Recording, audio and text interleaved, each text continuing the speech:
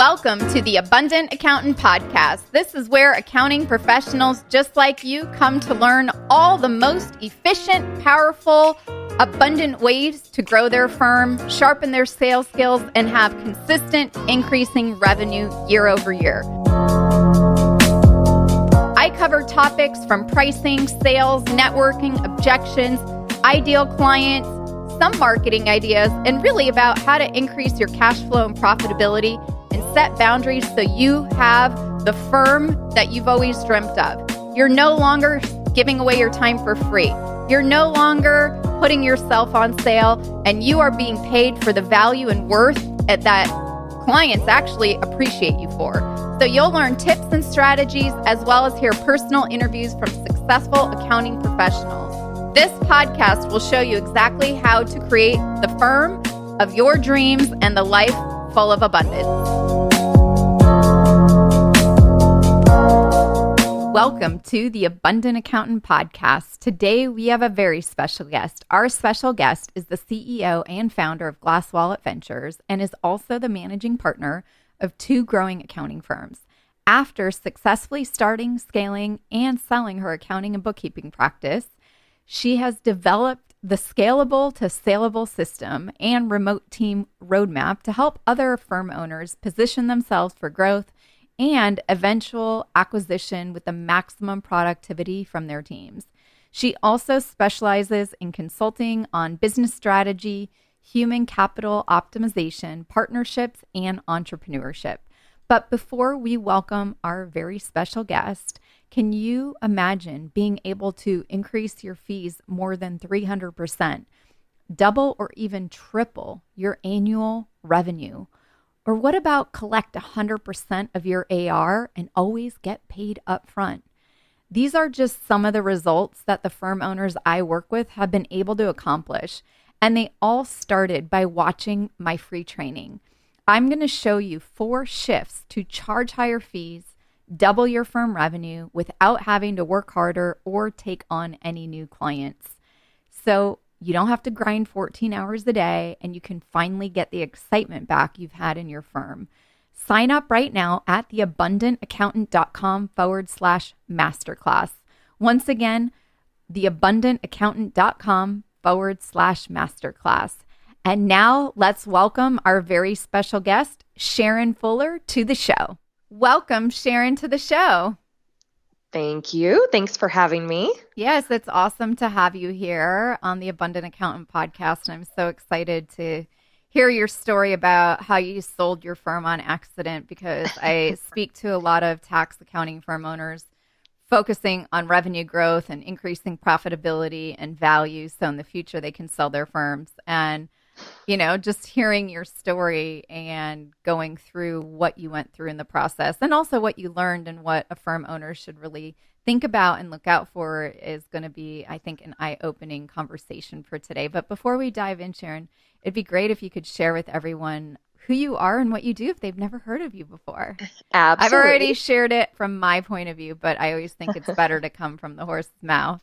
Yes. Well, nay. So I also think I'm funny. I like to let people know that right off the bat. It's typically not true.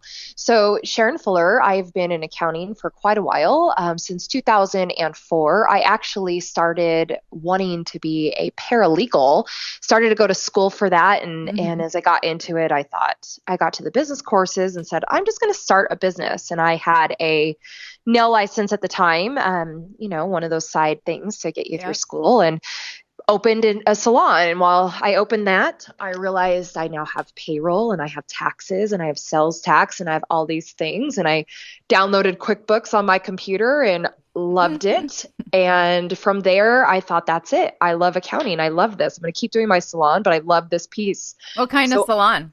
It was actually tanning, but we were full service. We had Yeah, we had nails and permanent makeup and massage, and I even did a little bit of body piercing. So quite a jump to where I am now.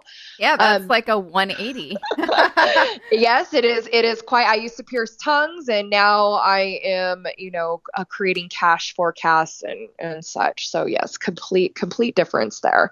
So I decided I loved it, and I had a friend in college at the time. I didn't want to go to college. I just wanted to learn. I was a pretty Mm, fast learner. She checked out some books for that was on the course curriculum, and I really kind of taught accounting myself wow. from there. I ended up starting, actually I moved to a different state, and I've always been in customer service and sales.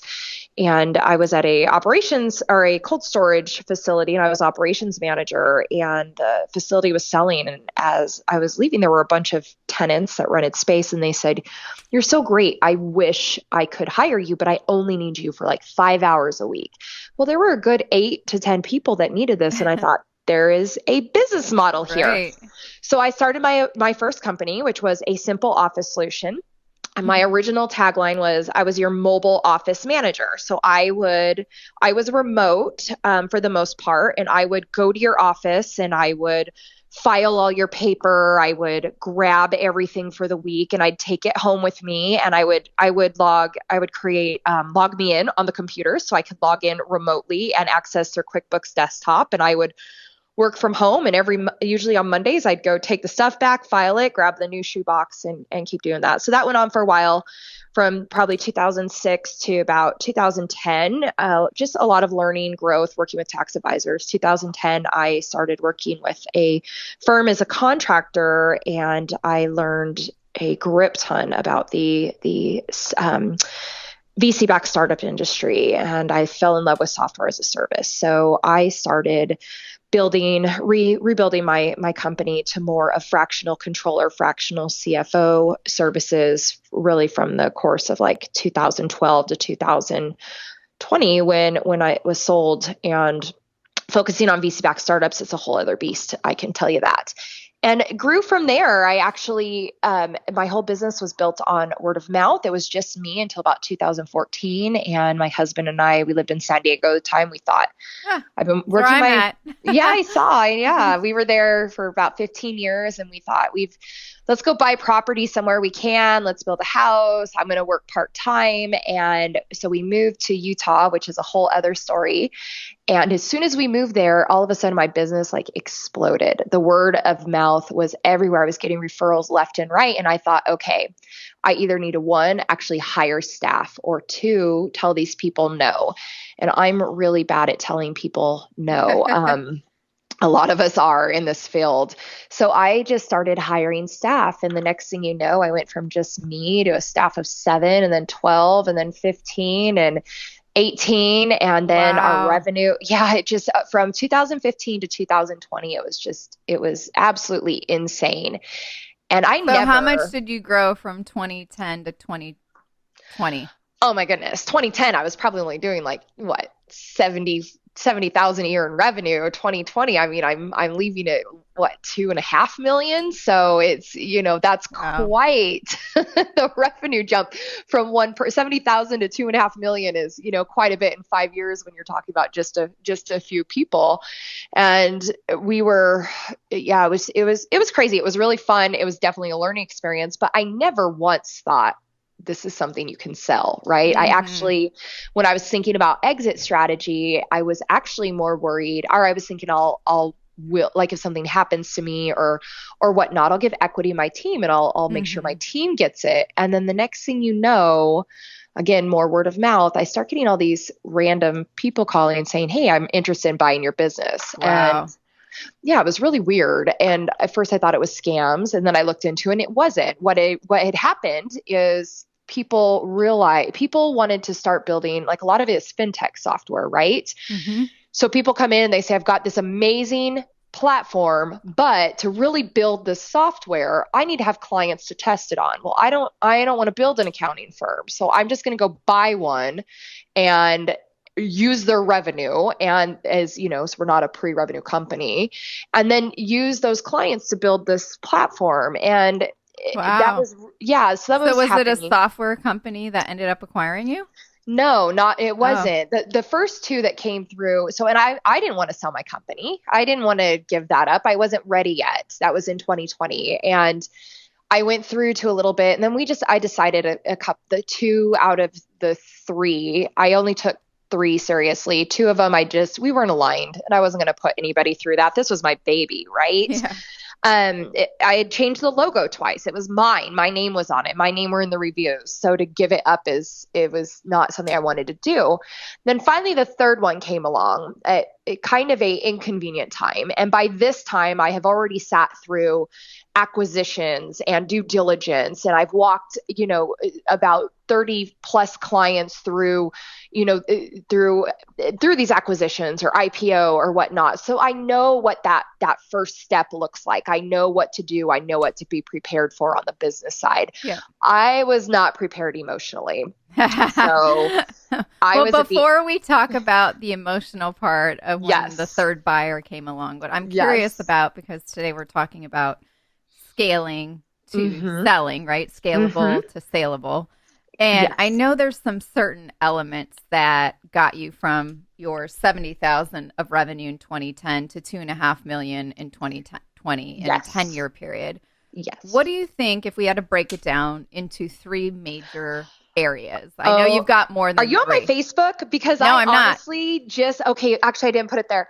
I just posted to my director of marketing. I said, I want you to make this post on Facebook. And it says, I am going to give you the three keys to success for free. And I listed up. Key number one is communication. Key number two is, oh my goodness, I already forgot.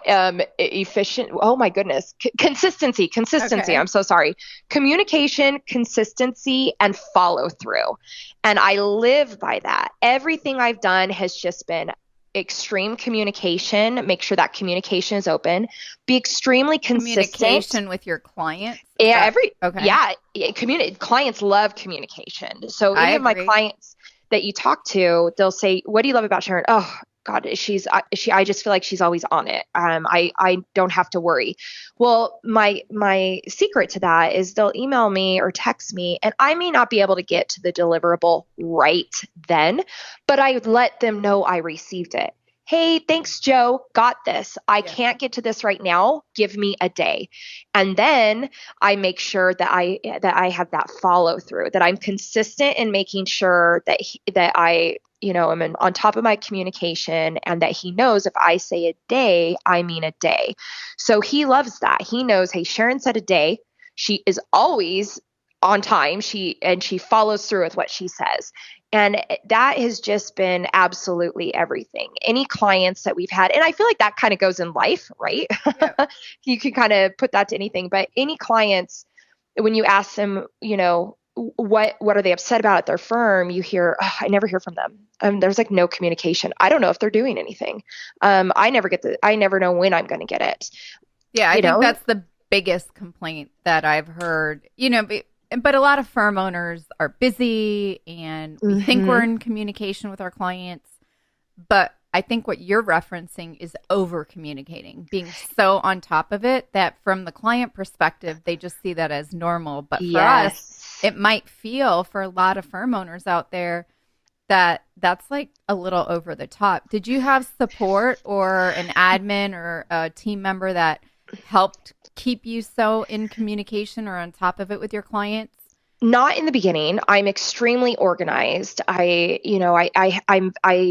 way I manage things, the way I do things, it's again very consistent. It's always the same. Made sure my clients understood this is how I did things. And I also understood that if I take the time to quickly, if I have my email up on my right screen, I have three screens, and I see an email come in and I respond quickly, then they're not going to bug me 5 times and blow up my phone and text. So I've actually just saved, maybe 20 extra minutes of back and forth of me having to check things by just quickly saying, hey, got this, hey, received. And then, and then they know the email got to you. So that's just something kind of I learned over time that's just easy. When the client is comfortable and trusts you and knows you have it, they leave you alone. They don't nag you, which again, like I said, saves you time in the long run. Yeah, for sure. Okay. And consistency. What areas did you focus the most on consistency that helped you scale quickly and obviously present the value of the firm? And I'm going to guess got a pretty good multiple on the sale of it. Yeah. But consistency could be in so many areas. What do you think are the areas of consistency that you found you got the biggest bang for your buck or the highest ROI? It would be the management of the client, the style of how I did it. So if I'm going to each of my clients, I would use the same chart of accounts. So that way I know what it is in each. It just makes it easier to manage. My accounts payable, I always use the same accounts payable program. I don't have to learn 5 things. I don't have to go to 10 places. It's in one thing. I can set up one process, one procedure, one way of doing it, and just replicate it across the board for each of my clients. So what I'm hearing is that the clients that you work with had to adhere to your technology choices. It wasn't up to them. No, it was hey, I would love to work with you. What do you have right now? Because this is what I use and this is what I require that people work with me use. And reason being is, and that allows us as accounting firms to scale without adding. Like the first thing we did, if you heard, I said, I think I got up to like 16, 17 people. And then I think when we sold, we were down to like 10 or 11, but our revenue was still up. Well, what we were able to do is scale with the consistency and with adding in software that would replace a lot of the things that we were doing that were just unnecessary. So if you have 70 clients, try processing payroll or paying bills 70 different ways, 70 different bank accounts on different days. We would say, hey, we process AP on Thursday. And we do it through this software. So here is the process. You approve it by Wednesday. We will pay on Thursday. And it just made it, we just saved so much time. So a lot of people are really afraid to manage their clients in that way, but they need to understand their clients are coming to them for expertise, them for the service. So they need to say, this is how we work. And if it doesn't work for a client, that's okay. Refer them to somebody. But to make a lot of exceptions, honestly, it drives down your revenue, your ROI. It's a stress inefficient on your team. It's super inefficient, which ruins everything, right? Yeah, but I think this is an important element to talk about, that you put boundaries in place on, hey, here's what do you guys use right now as a client when you're intaking them, onboarding them, whatever word you want to call it. And here's what I require as a firm. And that your revenue grew, but for everyone listening, I don't know if you heard, she decreased the amount of overhead from the employee side by creating consistency and efficiencies. So having the appropriate technologies in the firm is crucial. And I think for a consistency standpoint, that's it's a valuable piece, because I'm going to guess, how much did you save on overhead? From a revenue, from a like expense 8 standpoint. Employees. Yeah. I mean, I don't even remember, but let's just assume, since they were all remote, and let's just assume they were basic accountants. So let's assume 60 grand, that'd be 320 grand a year. Yeah, it's a lot. That's a darn lot. But you can a lot of people, Sharrin, are afraid to let a client or a prospect go because we try to make it all fit and work. When you are specific and specialized and set the guidelines and the boundaries and turn away people who don't want to comply with your requirements, you end up in the positive. You do. And let me tell you something even funnier than that. We all know nobody likes to be told no. No one likes to be told, sorry, that's just not how we do it. But you can go here. It makes you step back and go, well, hold on a second. And a lot of times the clients come back and say, okay, you're right. I thought about it. Or I say, go talk to 10 other people. It is perfectly fine. Here's my proposal. Here's how I do things. Go get quotes from other people. And I feel like they always come back because they love the confidence of, no, this is how we do it. This is how we've been doing it. This is what we know. We're not deviating, because then we would not be an expert for you. We would just be somebody who's coming, hire an employee if that's what you want, which, is probably not the right fit for a lot of companies. So, yeah. Okay. And follow through. What would absolutely. You, because to me, follow through seems like communication. So I'm very curious as the uniqueness and the difference that you're assigning to follow through and what that looked like for you over that 10-year span. So do what you say. If you say, I'm going to call you tomorrow at 10, call tomorrow at 10. If you say, hey, I will get this deliverable to you, but it will be to you at Friday at noon, try to get it there before noon, but don't have it there afternoon.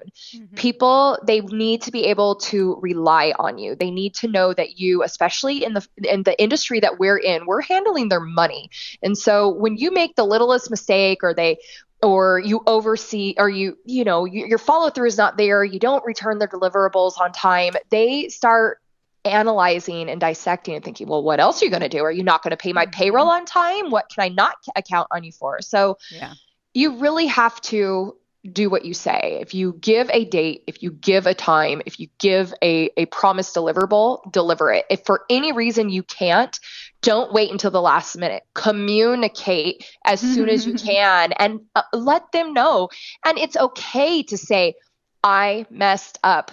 I overbooked myself. I am so sorry. What can I do to fix this? Take responsibility. Kind of like today. I took responsibility. I completely spaced on the time we were starting our conversation today. I completely didn't read to see where to go. So we are even. It's all good. No worries. But I think the biggest thing, and people appreciate it, and I love like anybody who can just step up and say, look, I'm sorry I messed up. Yes. It goes so far, and it's one of the most valuable assets that improves the know, like, and trust factor with your clients, especially since you're dealing with their money, their QuickBooks, their accounting, their payroll, you name it, and it's just crucial. So I think, follow through from being of your word, doing what you say, and also, you could call it cleaning up your mess where you do mess up, and really coming from a place of under promising but over delivering wherever you can. I hear, people use that a lot, but probably not enough. And there's always such a big difference between admitting that you messed up and then using that as an excuse. I mean, if every time you're like, oops, then, people start hearing you cry wolf and they no longer believe you. But if you're consistent and you communicate and you're typically like consistent on your delivery and your follow through, then when you mess up, they're going to listen. And people respect people that can actually admit, hey, I messed up. And typically in our, I say typically because accountants tend to think a lot, we don't like to admit defeat. We don't like to say we can't do something. We don't like to admit defeat. That's just not what we do, right? We're numbers people. 1 and 1 equal 2. So it's hard for us to do, but people are just people. Most people are empathetic and they're going to listen and they're going to be understandable. And if they're not, then that's a whole other story. That's another podcast. That's another podcast for another day. So now, we're clear on the 3 keys to success of becoming, having a scalable firm, or scaling it, I should say, to selling it. So now let's jump back into the emotional part that you were not prepared for when that third serious buyer came, or I should say the third buyer came along and you took it a little bit more seriously at that time. Yes, absolutely. So when I always tell people as I'm coaching them as they're getting ready to sell their companies, make a list, right? When I was younger, I used to go to church when I was younger, and they would tell us to sit down and make a list of what we want in a husband. And for some reason, that always reminds me of this. And before you get married, open it up and make sure this is that person. So do the same thing with your business. Sit down and make that list. What do I want from my business? I don't care if it's unrealistic. Still write it down. I want, X amount of dollars, and I want to stay on with the company, and I want to make sure all my employees get X. And that way, when time comes, you have at least this piece of paper that you wrote down in a clear state of mind to keep you, I just lost my word there, but keep you focused, right? To keep you on point, because you're going through a lot. So due diligence it's business. They're rifling through everything. They're making sure it's organized. They're asking hard questions. You're kind of taking some things personally. When it came time for mine, I typically take a vacation every year from December 10th through January 10th. I am burnt out by that time. I light my candle at both ends until about Thanksgiving. By Thanksgiving, I am ready to just to zone out. So you have Thanksgiving break and then you go on a month break. That's cool. Yeah. And then I close out the month of November, make sure everybody's set for December. And then I peace out. And it's okay because in December is our quiet time. January is when it gets crazy again for 1099s. Yeah. So they hit me up at I think it was November 20th. Wow. And I was at the end of the year. And I think I had a controller that just gave notice. And I was like, that is it. I'm so done. I'm so over this. I just want a break. I need a break. Yeah. Well, here comes my break. Here comes my break handing me a check. Wow. So everything at that point sounds amazing. Right. And as we're going through it, I'm going to be very, very, very delicate with how I say anything because I don't want anything to come off the wrong way and whatsoever. But from an emotional standpoint, you're going through it. I'm flying through due diligence because I'm extremely organized. So that feels great. But then you're getting at the end. You're trying to make sure that you're aligned, right? Morally and emotionally and just everything because this is your company. And I thought I was. And one thing I've never realized is I've always helped my clients, like I said, until that paperwork's signed. And when the paperwork's signed, then transaction's pretty much over because now the business is no longer the clients. It's now the new companies and they merge over. And that's what we did. We were all absorbed into a new company our company was purchased as the flagship company to start this new accounting firm that was doing what my firm was already doing. So basically it was an asset purchase. So they purchased my team and my clients and the assets. Did you stay on? I did stay on. I stayed on as president and co-founder, and terrible mistake on my part. Reason being, I'm not a president and co-founder. I'm a CEO of my company. And what I'm doing is I'm coming into something that has a brand new vision. And even whatever vision you talked about prior to signing, that goes out the door once the money's exchanged. Yeah. I tell people, if it's not in writing, it's not going to happen. I don't care how much you love somebody. I don't care if it's the Pope. If it's not in writing, it's not going to happen at all. Yep. And they will tell you whatever you want. And I'm not saying this happened, but in general, I've seen it. We'll tell you whatever you want. And then you'll also, you'll decide, hey, it's okay if I sign this agreement because I'm never going anywhere. I'm staying with this new company forever. Well, you're probably not. And you don't know that. And so don't give things up that you would second guess because you think you're going to stay on because you may not. They may be getting you over and transitioning and then they have every intention of letting you go. When I moved over to ours, it was hard for me. It was hard for the team. We were a very close team. And now I am no longer in accounting. I'm in business development. And they didn't, it was, I think almost my entire team ended up leaving. Wow. I ended up exiting pretty soon as well. My team started leaving within a month. They just were this wasn't, just completely different ways of style management. Yeah. Not that one is right and one is wrong. It's just different. And people have a hard time with change, especially when you're doing, one day is my job and I'm doing one thing. The next day it's my job. I'm doing the same thing, but in a completely different way. Right.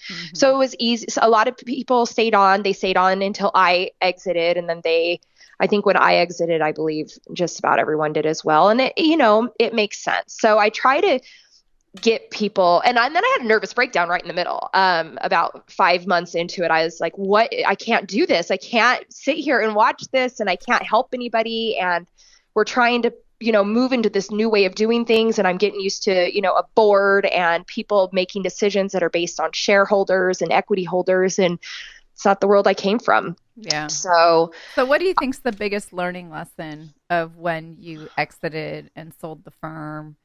That you would want to share with someone today that might be going through it, besides making sure everything is in writing and coming up with your what do you want in your wife or husband list when it comes to the acquisition of your firm? So definitely my advice to everybody is you'll always have a lawyer. Make sure you have a really, really good lawyer for these contract negotiations.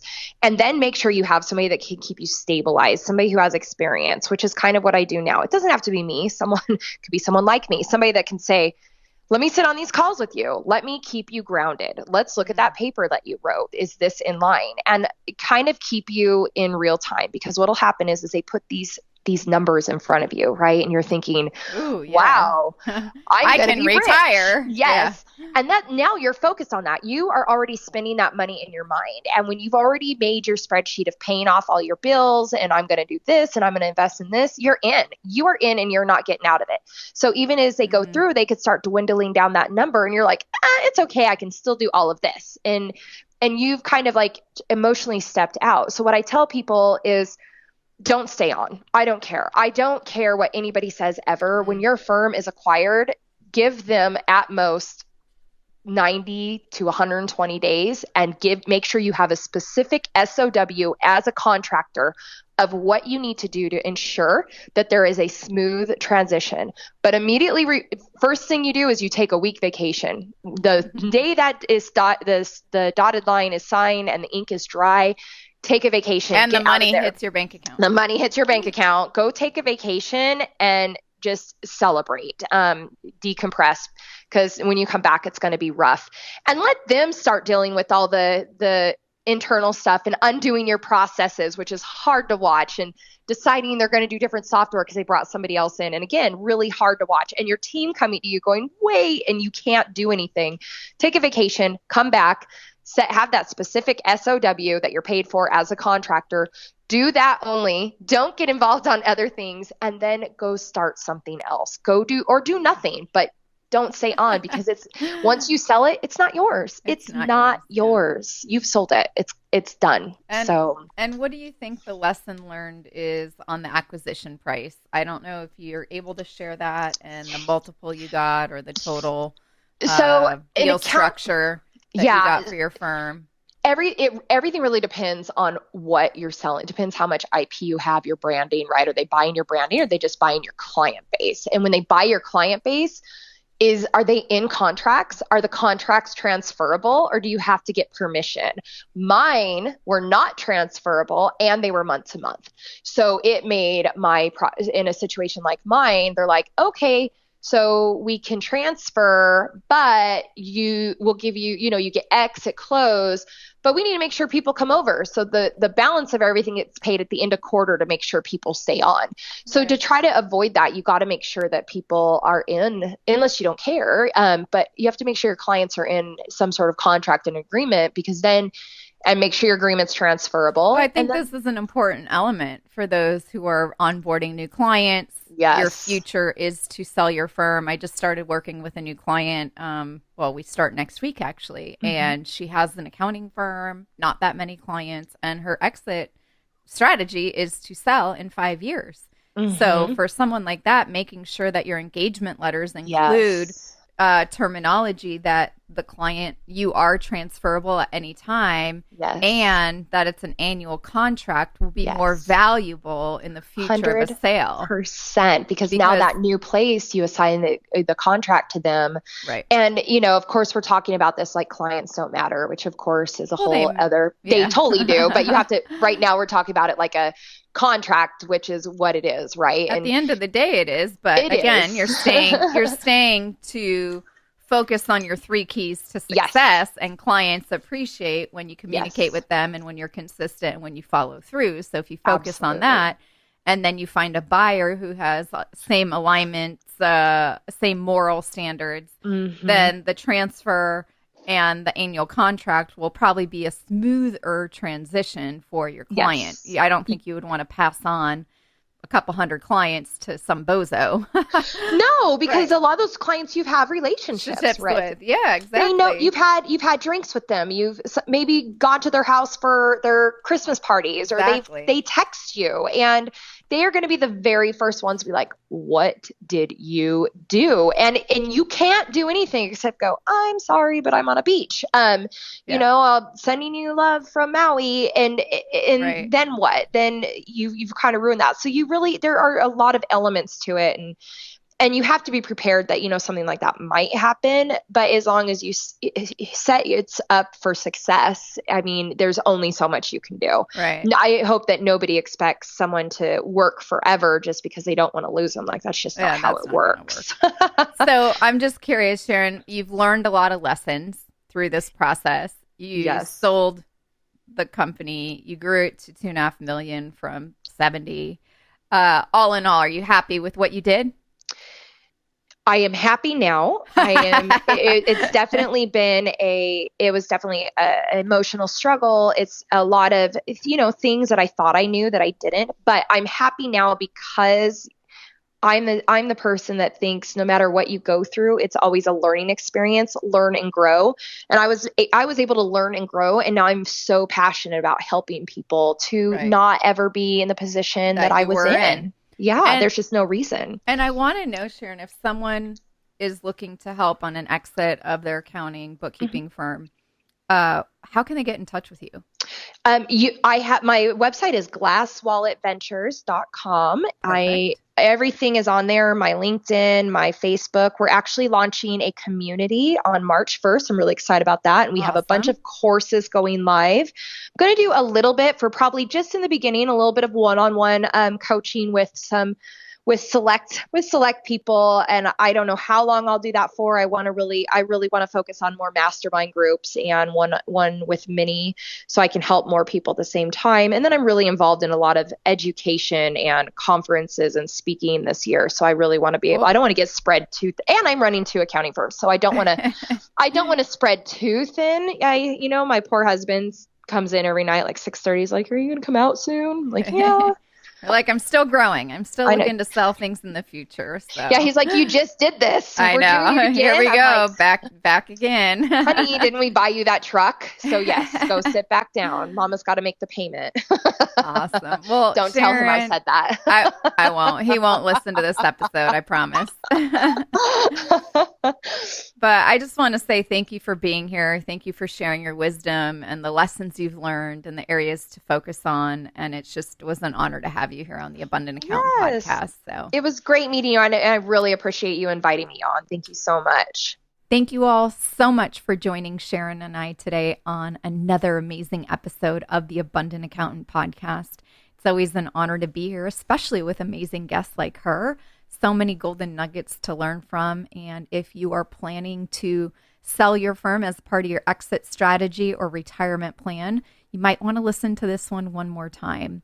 And for those of you that are really looking to increase revenue, increase profitability, increase your base fees by more than 3x, collect AR and never have AR moving forward and always get paid up front, and maybe spend as much time with your family every tax season and not have to worry or stress about it, then I've got something for you.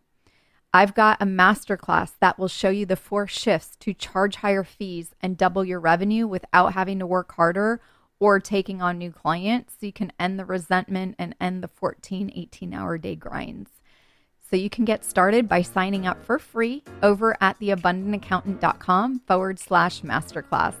Once again, it's theabundantaccountant.com/masterclass, and I look forward to seeing some of you there. Have a beautiful day, and I'll see you in the next episode. Bye.